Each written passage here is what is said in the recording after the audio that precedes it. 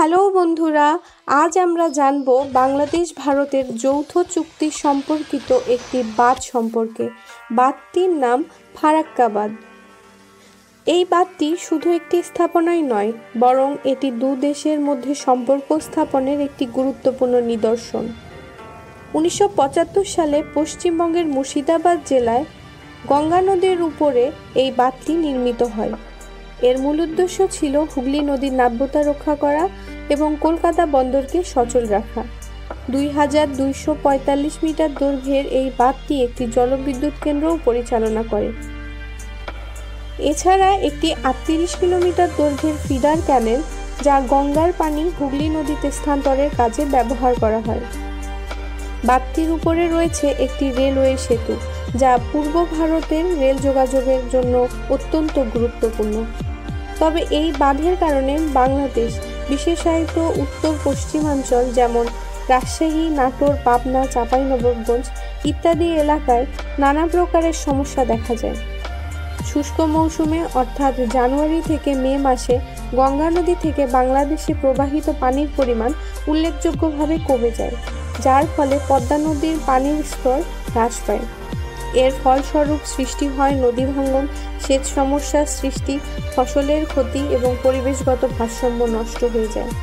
অনেক খালবিল শুকিয়ে গিয়ে মৎস্য সম্পদ হ্রাস পায় এবং আর্থসামাজিক অবস্থার অবনতি ঘটে। এই সংকট নিরসনে বাংলাদেশ ও ভারতের মধ্যে 1996 সালের 12 ডিসেম্বর একটি পানি বন্টন চুক্তি স্বাক্ষরিত হয়, যার মেয়াদ 30 বছর।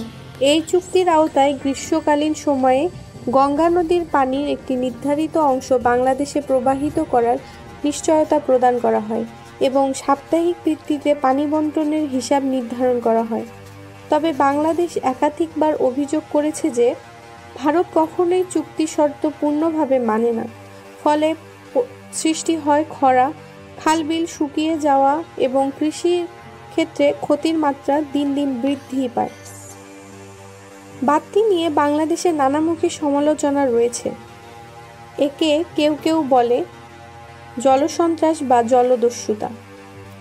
1976 সালে ফারাক্কা লং মার্চ ছিল এর একটি বড় প্রতিবাদ। যদিও দু দেশের নিয়মিত আলোচনা এবং যৌথ নদী কমিশন বৈঠকের মাধ্যমে সমস্যা সমাধানের চেষ্টা চলছে, তবুও বাস্তবভিত্তিক সমস্যা সমাধানের জন্য আরও কার্যকর উদ্যোগ গ্রহণ করা প্রয়োজন। বর্তমান প্রেক্ষাপটে এটি শুধু একটি পানি বন্টন সমস্যা নয়, বরং তা একটি আঞ্চলিক নিরাপত্তা, খাদ্য নিরাপত্তা এবং পরিবেশগত ভারসাম্যর প্রশ্ন। চুক্তি অনুযায়ী শুকনো মৌসুমে পানির ন্যায্য বন্টন নির্ধারণ হলেও বিশেষজ্ঞরা মনে করে এটি একটি সামগ্রিক সমস্যার স্থায়ী সমাধান হতে পারে না। পরিবেশবিদরা বলছেন, বাঁধের নানা কারণে সুন্দরবনের বৈচিত্র্য হুমকির মুখে পড়েছে। সম্প্রতি বছরগুলোতে দুই দেশই এই সমস্যার স্থায়ী সমাধানে নতুন উদ্যোগ নিচ্ছেন। বিকল্প জলপথ তৈরি, নদী ব্যবস্থাপনা, পানি সংরক্ষণের নতুন কৌশল নিয়ে আলোচনা চলছে। সাম্প্রতিক বছরগুলোতে দুই দেশের এই সমস্যার স্থায়ী সমাধানের নতুন উদ্যোগ নিচ্ছেন। বিকল্প জলপথ তৈরি, যৌথ নদী ব্যবস্থাপনা এবং পানি সংরক্ষণের নতুন কৌশল নিয়ে আলোচনা চলছে। বন্ধুরা, ফারাক্কা বাঁধ আমাদের শেখায় যে প্রাকৃতিক সম্পদ ব্যবস্থাপনায় আঞ্চলিক সহযোগিতা কতটা গুরুত্বপূর্ণ। আশা করি ভবিষ্যতে দু দেশ মিলে এর একটি কার্যকর সমস্যা সমাধান বের করবে।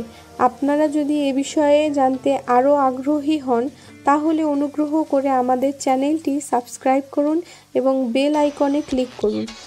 আপনাদের মতামত কমেন্ট সেকশনে জানাতে ভুলবেন না। ধন্যবাদ।